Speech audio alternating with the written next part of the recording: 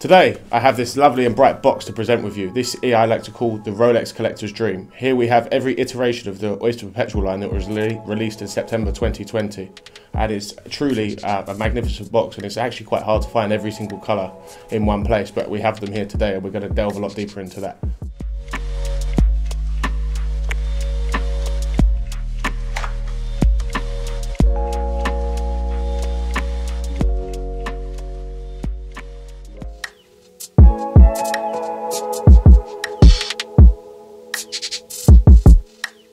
Before we get into that, my watch of the day here is this here. It's the AP Royal Oak chronograph, reference number 26240ST.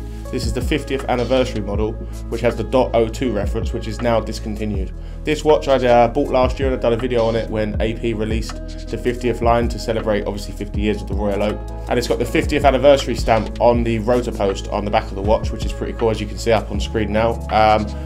We speculated last year, but we didn't know for certain whether this watch would be produced for just 1 year, when it turns out it has been. In 2022 is the only year you can get the 50th anniversary line, which is now discontinued. It'll be interesting to see what happens with the prices of any of the 50th lines. I've definitely seen in the last few weeks there's a lot more people looking within the trade for these 50th anniversary models, so I think we could see a little spike in price on them in the future, and it could be a very collectible item. We'll just have to wait and see. So now let's get into the meat of the video. We're talking about the Oyster Perpetual line. And for me, the Oyster Perpetual line was a very interesting line when it was released back in September of 2020. It was something that wasn't really expected from Rolex, and something that was really different. Usually there's a bit of speculation, or in fact a lot of speculation, about what Rolex are going to release every year. And there's obviously some speculation coming up for this year, which is very exciting. But there was a lot of speculation in 2020. Obviously the release was meant to be in March, which was delayed due to lockdowns, etc. So the release was delayed till September of that year. And there was a lot of speculation going on, but nobody had really predicted or thought about what Rolex done with the Oyster Perpetual line and brought out all these stunning new dial variants and dial colours. It was something a bit unexpected, a bit skew-with from Rolex, and I think that's what made it so much more interesting and so much more exciting. So yeah, Rolex as a brand has been pretty reserved with its dials and dial variants, and it really did come out of the bat and surprise us all with the Oyster Perpetual line. Oyster Perpetual line has obviously got no complications, just a normal running watch with 3 hands and a running second hand. And it just was really sort of the entry-level Rolex models. It was something that was never really in demand. It was sort of really literally an entry point for many collectors to get into the Rolex line and not have to spend too much. I mean, the most expensive one here at retail at the time was £4,700, which would be any of these 41 models. But it's just the dials that they came out with were just so unexpected and just so bright and vibrant and exciting that it really created a hype within the watch industry and through collectors worldwide. It was something different to own, something cool. It was, you know, jazzing it up and really bringing some of the watches more into the 21st century of sort of fashion. So there was 8 new dial variants, and which came in different sizes, and I've got them all here today to show you and discuss through. Obviously, the one that everyone knows and talks about the most would be this one here, which people refer to as the Tiffany Doll, but it's not actually a Tiffany Doll. Rolex have no collaboration with Tiffany, and it's not actually the Tiffany colour. It's just a bright blue turquoise dial. But that sort of semi-association with the Tiffany brand and the Tiffany colours has led for this one to be the most expensive of the line. As I said, this watch is released in September 20. The Tiffany 41, when it was came out, was trading for around 12k. Retail was 4,700. So something really interesting happened in December of 2021. Patek Philippe, in collaboration with Tiffany & Co., they released the final ever 5711 in stainless steel. The reference number 5711/1A-018, which was a collaboration with only 170 models released to commemorate 170 years of the Tiffany & Co. brand. This watch had the Tiffany & Co. baby blue coloured dial with a Tiffany stamp down at 6 o'clock. The first one was sold at a charity auction in New York for over $6.2 million for a watch that retailed at 30k. So this was over a 6,000% increase on its retail price. And this sent anything Tiffany and watch related into a frenzy. Everyone was trying to buy up these Tiffany's. You know, Tiffany and Patek have had a long collaboration and have Tiffany stamps on different Patek dials, none with the actual Tiffany colour. But anything that was related to Tiffany just went absolutely insane in price. And the Oyster Perpetual, even though it isn't Tiffany related, the colour is very similar. So overnight it pretty much doubled. As I said, they was at 12 or 13k. By the end of December 21, they was over £35,000. Imagine that, an Oyster Perpetual with no complication, retails at 4.7, people were paying £35,000 for this piece. That's an increase on its retail of over 600%. I can't think of many watches in my time that have done that much of an increase. It's absolutely astounding. And that was the same throughout all the colours. Obviously different sizes are at different price points. The 41 went up to 35. This one here, the 36mm that we have today, went to early to mid 20s. But we have now seen a bit of correction, obviously, in the watch market, and that has affected these as well. They're a lot more reasonable, or say reasonable. This one today is now £13,000, so it's a lot more affordable for a lot of people, which is quite interesting.